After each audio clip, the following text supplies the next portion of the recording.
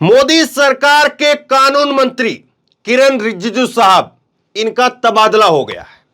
लेकिन किस कानून के तहत तबादला हुआ है उस पर बात करनी जरूरी है। कानून यानी परफॉर्मेंस था, सरकार की किरकिरी हो रही थी, या चुनाव के तहत जो सब कुछ किया गया है, राजस्थान में चुनाव को लभाना है। तीन चीजें अहम है। इनका जो है जिस तरह से जो पदभार था कानून मंत्री वो लिया गया और इनको सौंपा गया राजस्थान के अंदर, इन दोनों चीजों पर बात करनी जरूरी है। दूसरी बात करनी जरूरी यह है कि किरण रिजिजू साहब का जो बयान आ रहा है वो क्या कहते हैं उस पर बात करनी जरूरी है। और देखिए कैसे मिनटों के अंदर चटाचटक यहां पर जो है फूल और गुलदस्ते वो अदली बदली हो गए हैं, उस पर भी बात करनी जरूरी है। और इसके साथ साथ जो नए कानून मंत्री बने हैं उनके अंदर कितनी काबिलियत है उस पर भी बात करेंगे। कैसे कोरोना को जो है भाभी जी के पापड़ से भगा रहे थे, खैर उस पर भी बात करेंगे। अब कुछ बात जो जरूरी है वो ये भी है, और ये चार बयान जो किरण रिजिजू जो कि कानून मंत्री थे तब उन्होंने दिया था, और उन्होंने कहा था कि सुप्रीम कोर्ट के कुछ रिटायर्ड जज जो है वो एंटी इंडिया गैंग का हिस्सा है। कानून मंत्री ने इस बात को कह दिया था। एक एक करके सब चीजों पर बात करेंगे, लेकिन पहले जरा यहां से शुरुआत करते हैं।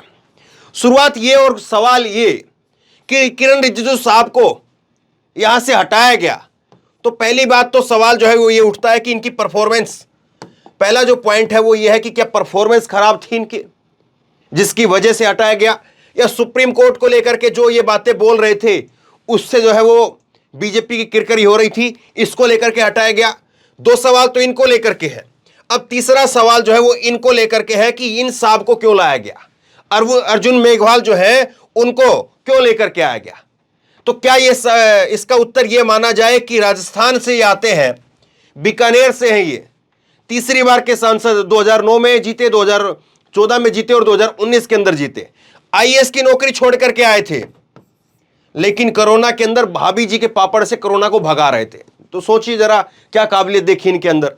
या बीजेपी को यह लगता है कि अब जो है राजस्थान एक राज्य ऐसा है जहां पर तीन राज्यों में चुनाव होने, जो बड़े राज्य हैं मध्य प्रदेश, छत्तीसगढ़ और राजस्थान, तेलंगाना में भी है लेकिन वहां पर बीजेपी का कोई खाता नहीं है, वो ना के बराबर बीजेपी है वहां पर। तीन बड़े राज्य जहां पर बीजेपी और कांग्रेस की सीधी टक्कर है, राजस्थान, मध्य प्रदेश और छत्तीसगढ़। तो क्या बीजेपी को ऐसा लगता है कि ये जो है राजस्थान में इसलिए इनको बनाया जाए, अनुसूचित जनजाति से आते हैं ये, तो इनको बनाया जाए तो इससे राजस्थान के चुनाव में फायदा होगा। तो इसका मतलब यह है चौथे नंबर पर कि बीजेपी जो है वो मध्य प्रदेश में और छत्तीसगढ़ के अंदर जो है वो क्या अपने आप को हारी हुई मान चुकी है। सवाल ये भी है। अब कई सारे सवाल जो है ये भी यहां पर भी उठेंगे, ये जरूर आप देखिए। ये देखिए, सबसे पहले किरण रिजिजू ने जो है वो ट्वीट किया और ट्वीट करके गुलदस्ता देने की फोटो जो है वो लगा दी नए कानून मंत्री को, और यहां पर ये ट्वीट किया और ट्वीट करके कहा कि मोदी जी के नेतृत्व में मैं अर्थ मंत्री बनकर के जो है वो काम करने के लिए तैयार हूं। अब पहला अर्थ मंत्री कौन था इसको तो कोई जानते नहीं होंगे, इनसे पहला कौन था। ये बहुत जो है वो एक ऐसा मंत्रालय जो सुर्खियों में कभी रहता नहीं है, और एक सुर्खियों में हाई प्रोफाइल व्यक्ति को उठा करके कहां पर डाला गया है। अब सवाल एक और ये भी है, थोड़ा पूछना चाहिए, समझना भी चाहिए। कांग्रेस का कर्नाटक का मामला चल रहा है अभी, और कर्नाटक में डीके और सिद्धरमैया, उनका जिस तरह से जो चक्कर चल रहा है उसको लेकर के मीडिया ने जिस तरह से चक्कर काटा वो आपको लगातार पता है। लेकिन आप देखिए कि कैसे जो है बीजेपी के अंदर, अब ये कहें कि बहुत जबरदस्त जो है बीजेपी के अंदर कम्युनिकेशन है, बहुत जबरदस्त बीजेपी में एक दूसरे नेताओं के अंदर जो है वो ये भावना है कि हमें जो ऊपर से आदेश दिया जाएगा हम उसका जो है पालन करेंगे, या बीजेपी में कहीं पर सांस लेने के लिए भी कोई बोल सके, कोई बोलने की हिम्मत कर सके, इतनी भर भी हिम्मत नहीं है। और इसीलिए जो है फटाफट यहां से जैसे ही ऊपर से आदेश आया कि आप हो गए हैं टाटा बाय बाय, तो तुरंत जो है वो गुलदस्ता भी के भी फोटो आ गए, और तुरंत जो है वो मंत्रालय संभालने को भी जो है वो यहां पर ट्वीट आ गया। अब अगर कांग्रेस का अगर होता तो सोचिए क्या होता, कांग्रेस का होता तो 4 दिन के अंदर मंत्रालय का जो है ये फोटो और ये ट्वीट आता, 4 दिन के अंदर आता कि देखिए फलाने नेता जो है वो केसी वेणुगोपाल पहुंचे हैं वो मिलने के लिए, और ये नेता पहुंचे हैं मिलने के लिए, इनसे ये नेता पहुंचे मिलने के लिए, और फिर ये बात हुई है, फिर इस चीज पर बात हुई है और वो बात हुई है, तब जाकर के जो है ये मामला सुलट करके आता। अब सोचिए कि ये कांग्रेस के अंदर जो है ज्यादा लोकतंत्र है क्या, जिसकी वजह से हर नेता जो है वो उसको मनाना पड़ता है, उसको बोलना पड़ता है, हर नेता जो है वो अपनी बयानबाजी करवाता रहता है। या बीजेपी के अंदर बिल्कुल नहीं है क्या जी, कोई भी मंत्री जो है वो इतने भारी भरकम मंत्रालय से उठा करके उसको यहां पर रख दिया जाए और वो तुरंत जो है वो वेलकम करे उस बात का, तुरंत यहां पर जो है वो ट्वीट करके लिखे कि हाँ मैं उत्सुक हूं काम करने के लिए। सवाल ये भी है।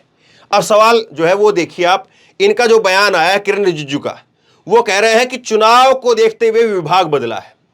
ये कह रहे हैं कि नॉर्थ ईस्ट के अंदर जो है, नॉर्थ ईस्ट में सरकार जो चाहती है कि नॉर्थ ईस्ट में मैं काम करूं, मेरी जिम्मेदारी जो है वो तय की जाए, और इसीलिए एक हल्का मंत्रालय मुझे दिया गया है ताकि मेरे ऊपर ज्यादा बर्डन ना हो। इनकी माने तो ये है। तो दूसरी एक चीज और देखिए आप, अब जो मीडिया ने कैसे लाइन लेनी शुरू कर दी। मीडिया ने देखिए एबीपी न्यूज का ये मैं आपको बयान, ये खबर दिखा रहा हूं, न्यायपालिका से टकराव नहीं चाहती सरकार, न्यायपालिका से टकराव नहीं चाहती थी सरकार। अब आज से पहले ये जो खबर है, क्या आपने किसी चैनल पर सुनी? इनके बयान तो एक बार नहीं आया, इनका बयान एक बार नहीं आया कि कोई एक बयान था, दो बयान था। इनके बयान तो जो है ये 4 बयान है, ये 4 बयान इनके आए, और ये जजों को एंटी नेशनल गैंग का हिस्सा बता रहे हैं, एंटी इंडिया गैंग का हिस्सा बता रहे हैं। तब जो है एबी न्यूज की खबर जो है चलाने की हिम्मत नहीं हुई, लेकिन आज जो है फटाफट ये देखिए विकास भदौरिया है ये, और विकास भदौरिया जो है वो बीजेपी कवर करते हैं, बीजेपी बीट के रिपोर्टर हैं, और जो है उन्होंने फटाफट फोनो लाइन पर जो है ये बात कही कि सरकार जो है वो न्यायपालिका के साथ टकराव नहीं चाहती थी। खैर इसको भी देखिए आप। अब अगली चीज समझिए आप, अगली चीज क्या कहती है इनके, जो अभी मैं ये जो बयान है ये आपको मैं दिखाऊंगा ये कौन कौन से बयान थे, कैसे कैसे क्या क्या इन्होंने कहा है। लेकिन जो आप ये देखिए, ये जो हमारे अभी नए कानून मंत्री हैं, भारत देश के नए कानून मंत्री, वो कौन से हैं देखिए। इन्होंने कहा था कि केंद्रीय मंत्री अर्जुन राम मेघवाल, इनके पास में संस्कृत मंत्रालय पहले से था, 3 बार के सांसद हैं ये, तो तब इन्होंने कहा था, मंत्री थे तब भी ये मोदी जी के, भाभी जी पापड़ लॉन्च किया और दावा किया कि ये स्नैक कोविड-19 को दूर भगा सकता है। और ऐसा नहीं कि कोई फर्जी खबर है, तब भी मैंने ये खबर आपको दिखाई थी। एक बार जरा वीडियो में आपको सुनवाता हूं ताकि आप जो है इस बारे में जो है वो यकीन कर पाएं, क्योंकि मोदी जी के मंत्रियों के बारे में यकीन भी तो लोग नहीं करते हैं। मोदी जी के मंत्री ने कहा कुछ सही कहा होगा, सोच समझ करके कहा होगा, सुनिए जरा। ये एक आत्मनिर्भर भारत अभियान के तहत भाभी जी पापड़ नाम से एक पापड़ निर्माता ने एक ऐसा ब्रांड, आत्मनिर्भर भारत के तहत भाभी जी पापड़ बनाया है। कोरोना वायरस से लड़ने के लिए जो एंटीबॉडी डेवलप होने के लिए जो साधन है, खाने के माध्यम से बॉडी में जाएंगे। कोरोना वायरस से लड़ने के लिए एंटीवायरस जो हमारी बॉडी को चाहिए होते हैं, वो इस पापड़ से जाएंगे। इस बात को जो है वो नए कानून मंत्री आज के जो हैं वो इस बात को कह रहे थे। सोच करके देखिए, मुझे तो समझ में नहीं आता है कि ये जो कंपनी है भाभी जी के पापड़, ये कितनी भारी भरकम कंपनी होगी जो एक केंद्रीय मंत्री से ऐसी बात बुलवा दी इसने। या इस मंत्री का इस पापड़ के अंदर क्या स्टेक होगा, इस कंपनी के अंदर क्या स्टेक होगा। कोई अगर मुझसे कहे इस बात को कि भैया मैं आपका जानने वाला हूं, आपका चाहने वाला हूं, इस पेन के बारे में लिख करके बता दीजिए कि ये पेन जो है वो ऐसा पेन है, सच लिखेगा केवल, तो मुमकिन है क्या? ये पेन से तो आप सच लिखो, गलत लिखो, जैसा लिखो, काला लिखो, सफेद लिखो, गोरा लिखो, कैसा लिखो, पेन तो पेन है, पेन का काम पेन है। अब पापड़ का काम पापड़ है, पापड़ खाओ, बात खत्म। पापड़ से कोरोना भाग जाएगा, इस बात को कह रहे हैं देश के नए कानून मंत्री हैं ये। अब दूसरी बात आप जाइए, किरण रिजिजू ने जो बात कही थी, एक बार थोड़ा जो है उन बातों पर भी बात होनी चाहिए। ये कहते हैं 18 मार्च को, और इन्होंने जो है 18 मार्च को जो बात कही, वो बात जो है वो इंडिया टुडे के कार्यक्रम के अंदर कही। और क्या कहते हैं उसमें, किरण रिजिजू ने कहा कुछ रिटायर्ड जज करीब एंटी इंडिया ग्रुप का हिस्सा बन गए हैं। ये लोग कोशिश करते हैं कि भारतीय न्यायपालिका विपक्ष की भूमिका निभाए, देश के खिलाफ इस तरह से काम करने वालों को इसकी कीमत चुकानी होगी। ये जो है देश के जो जज रहे हैं, मेरे को एंटी नेशनल बोलना, आप लोगों को एंटी नेशनल बोलना और किसी को बोलना, वो जाहिर सी बात है बोल ही सकते हैं फिर। और जब देश का कानून मंत्री बोल रहा है तो अंधभक्तों बेचारे कुछ भी कहें, उनकी तो सब माफ होनी चाहिए। कमाल की बात यह है कि एक पद के ऊपर बैठा हुआ व्यक्ति अपने ही डिपार्टमेंट के बारे में ऐसी बात बोल रहा है और किसी की चूं तक नहीं निकली। अब जो एबीपी न्यूज पर जो चल रहे हैं ना कि सरकार नहीं चाहती थी, ये नहीं चाहती थी, वो नहीं चाहती थी, ये बयान 18 मार्च का है। 18 मार्च का है, तब तो कर्नाटक के चुनाव भी नहीं थे, तब तो कुछ नहीं था, क्यों नहीं हटा दिया? कोई स्पष्टीकरण तक नहीं मांगा गया। अब दूसरा देखिए, ये कह रहे थे, ये भी बड़ा जो है इनका बयान जो है वो बड़ा एक विचित्र तरीके का बयान था। इन्होंने कहा कि सुप्रीम कोर्ट में जनता का प्रतिनिधि जरूरी है, लेकिन कुछ लोग संविधान के ऊपर खुद को मानते हैं। यानी सुप्रीम कोर्ट के अंदर जो कोलिजियम सिस्टम है जिसके द्वारा जजों को चुना जाता है, इनकी सोच ये थी। अब इनकी सोच इनकी तो नहीं होगी, जाहिर सी बात है। आप कम से कम 10-12 साल में हम इतना तो जरूर मान करके चल रहे हैं कि मोदी सरकार के अंदर अगर कोई कहता है तो मोदी सरकार की सोच है। खुद कानून मंत्री इतनी बड़ी बात कह दें, अपने आप से कह दें, अपनी पर्सनल कैपेसिटी में कह दें, इस बात को जो है वो हजम करना मुश्किल है थोड़ा।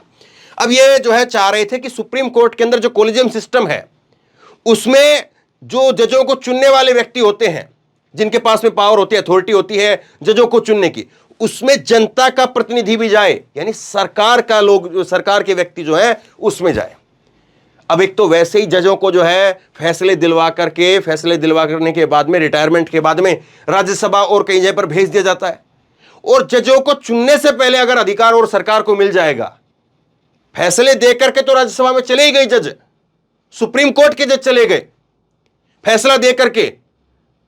रंजन गोगोई साहब का उदाहरण हमारे सामने है, फैसला दिया। अब वो इस बात को इत्तेफाक कहें, संयोग कहें, प्रयोग कहें, वो एक अलग बात है, वो एक अलग डिबेट है, लेकिन सच्चाई तो है ना ये कि उन्होंने फैसला दिया राम मंदिर का, और उसके बाद में रिटायरमेंट हुई, और उसके बाद में कूलिंग पीरियड भी नहीं हुआ था, उसके बाद में तुरंत जो है वो राज्यसभा पहुंच गए। अब ये चाह रहे हैं कि जजों को सेलेक्ट करने से पहले, एक तो जो है प्रक्रिया हम देख रहे हैं कि जजों की रिटायरमेंट के बाद उनको पद मिल रहा है, दूसरा ये चाह रहे थे कि सेलेक्ट करने से पहले ही जो है सरकार उनको चुने। अब जब ये हो जाएगा कि सुनील तुमको चुनना है या नहीं चुनना है, या मोहम्मद आजाद तुमको चुनना है या नहीं चुनना है, अगर ये मेरे पास अथॉरिटी आ जाएगी, ये मेरे पास पावर आ जाएगी, मेरा वोट तय करेगा कि ये जो है सुनील जाएगा या सलमान जाएगा, अगर इस बात को मेरा वोट तय करेगा, तो सोचिए फिर सुनील और सलमान की ये हिम्मत और ये हिमाकत हो सकती है कि वो मेरे खिलाफ कुछ बोल दें। सोचिए जरा इस बात को। अब दूसरी बात जो है वो ये कह रहे हैं कि किसी को चेतावनी नहीं दे सकते, इस तरह की बात इन्होंने कही न्यायपालिका को लेकर के, सब सन्नाटा रहा। इसके ऊपर जो है किरण रिजिजू साहब को लेकर के 90 रिटायर्ड अफसरों ने लेटर लिखा था, खबर मैंने आपको बताई थी, और लेटर लिख करके इन्होंने कहा था कि इनके जो बयान है वो सुप्रीम कोर्ट के ऊपर हमले की तरह से है। ये सारा खेल हुआ साहब, ये सारा खेल हुआ, ये सारा खेल चलता रहा, लेकिन कैसे जो है वो अब जाकर के खबर आई है। और अब भी इस खबर को हम किस तरह से तोलें, किस तरह से देखें, उसमें भी 70 सवाल है। अब सोचिए मौजूदा सरकार का काम करने का तरीका क्या है, और ये कानून मंत्री का जो पद है ना, उसमें भी अपने आप में एक अजीब विचित्र जो है धारणा है। 31 जुलाई को जो है ये बनते हैं, इससे पहले कौन थे मालूम है आपको? भूल गए क्या? रविशंकर प्रसाद। रविशंकर प्रसाद इसी पद पर थे और कैसे वो गायब हो गए। अब ये इस पद पर थे, ये गायब कैसे हो जाएंगे? सोचिए जरा इस बात को। तो बहरहाल सारी चीजें, अलग अलग पहलू मैंने आप तक पहुंचाने की कोशिश की है। अब आप लोगों तक पहुंचाइए, आप क्या सोचते हैं नीचे कमेंट बॉक्स में लिख करके मुझे जरूर बताइए। और इसी तरह की तमाम खबरों के लिए ऑनलाइन न्यूज इंडिया को सब्सक्राइब कीजिए, साथ में जो बेल आइकन है घंटे उसको जरूर दबाइए, ताकि जैसे कोई खबर अपलोड करें उसकी नोटिफिकेशन सीधे सबसे पहले आपको मिल सके। धन्यवाद। इस खबर को अभी लाइक करें, शेयर करें, अभी चैनल को सब्सक्राइब करें और घंटी जरूर दबाएं।